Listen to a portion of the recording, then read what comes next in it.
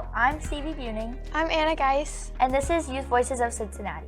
And today we have a special guest. His name is Mr. Pope, and today we're going to talk about public speaking and the importances of that in just general life. Mr. Pope, would you like to tell us a little bit about yourself? Yes. Hi, Stevie and Anna. Thank you for having me on the show today. I'm Michael Pope. I work full-time for International Paper. I've been an IT professional for the last 22 years. In addition to that, I'm married, have 3 awesome boys, ages 11, 9, and 5. And I've been a public speaker for the last 13 or so years. So how did you become a public speaker?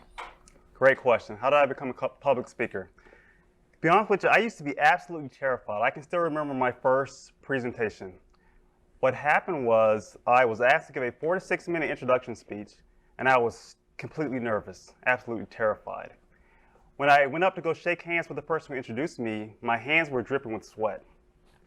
I literally felt like I had butterflies in my stomach, and when I began to speak, I felt like I had been chewing on cotton balls all day. My mouth was completely dry, and it was just, I was completely nervous.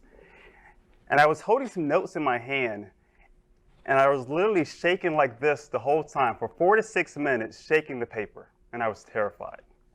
And when I sat down, to be honest with you, I was embarrassed. Because see, this was the summer of 2003.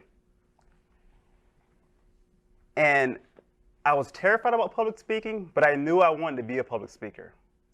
So I did it anyway. And afterwards, the person who evaluated my speech gave me a few pointers. They gave me 1 or 2 things that I can do better for my next speech. So that person wasn't trying to make me a public speaker or a great speaker at that moment. They were just trying to help me out to my next speech. And because of that feedback that I received, it gave me the inspiration to keep moving forward to working on my public speaking skills. So that's how I began.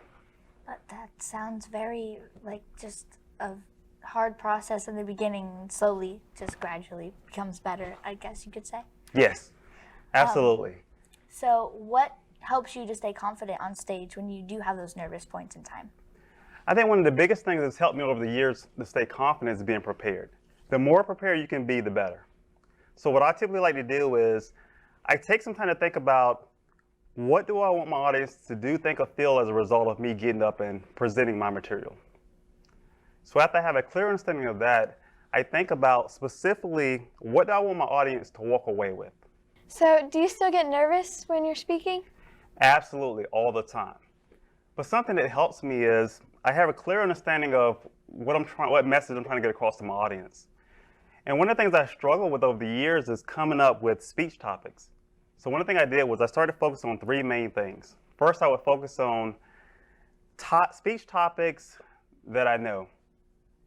So for example, I know what I do for a profession. I know my work. I know about certain hobbies, or I have different interests, different goals. Then I would focus on things that I love. So for example, I can easily come up with speech topics about my family or about some of my other passions because I love those. And then I think about, okay, what does the audience want to know about? Because your audience may be there to take notes, maybe it's a informational type speech. Or they want to just be inspired, maybe it's a motivational or after lunch type talk. So you just have to have a clear understanding. But once I was able to come up with speech topics, working on your speech has been pretty easy for me. But I do still get nervous a little. So what is your other occupation, or do you have one? And how does public speaking help you with that career? Yes. So professionally, I work I'm an IT professional doing primarily web development, project management, application development. And it helps me all the time. Because to be honest with you, I am a natural introvert. So I sit in front of a computer all day long, and I normally only talk to people via a communication chat or an email. Phone every once in a while. However, there's times when I need to really communicate my message in front of someone. Either I have to present my ideas for solving this business problem, or I have to just communicate what we're doing in the project, like a project update. And so public speaking comes into play in there because we're constantly selling our ideas to people. So how does public speaking help you like day to day? It helps me communicate with my family on a regular basis. And I mentioned earlier that we have 3 kids. But in addition to that, my wife and I also teach a financial peace class at our church. And so we were getting up in front of, a room full of people, 10 to 15 people, presenting ideas to them. And so public speaking helps there. We also we teach the kindergartners in our Sundays at our church. And so just being able to communicate to little kids as well as adults comes into play. Then also for work, one of the things I've done is I've done 15 full-day diversity and inclusion sessions at work. And so there I'm speaking to my peers, but also to managers, people who I really don't even know or interact with on a regular basis. So I have to have the confidence and ability to reach out to them, to keep them engaged, to help them collaborate and share ideas together. And so public speaking really helps for that. What are some major tips for anybody that's interested in public speaking that may be helpful for them in the long run? One big tip is just to do it. Public speaking is kind of like riding a bike. If you only ride a bike every once in a while, you're not going to be that good at it. However, if you do it on a regular basis, you're going to build up those muscles and get better at it. And for me, it's the same way. I know that if I get up and give speeches on a regular basis, I'm going to continue to get better. I'm going to be more and more confident, and it helps out a whole lot. I've had years since I've been on this journey where maybe I've given 3 or 4 speeches in that year, and that's it. And then I've had times like this year where I've already given over 20 speeches. And because I'm giving more, taking more opportunities to speak, it's making me more confident.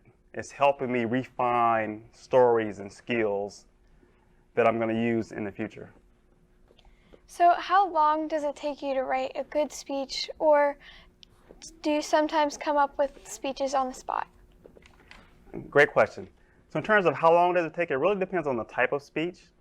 Normally what I do is I'll borrow stories from previous speeches if it applies to the points I'm trying to get across in the speech. So in that case, it may not take that long at all. So let's say I'm giving a 10-minute speech. Well, it may take me 2 hours of writing time to write that speech out, to outline it the way I want. And then I still have to practice that speech over and over. But there are times when I'm going to be asked to give impromptu type speeches. And so even though you can't really prepare for it, the way you do prepare is by knowledge. So you learn what you can on that subject, so that way whatever questions you're asked or whatever topic they want you to share on, you'll be prepared for it. But it's going to take practice. And you're going to be nervous, but it's okay. Just get up and give the speech. So do you think it's harder to do kind of those impromptu speeches, or just the ones that you have to practice a lot? Impromptu is definitely harder.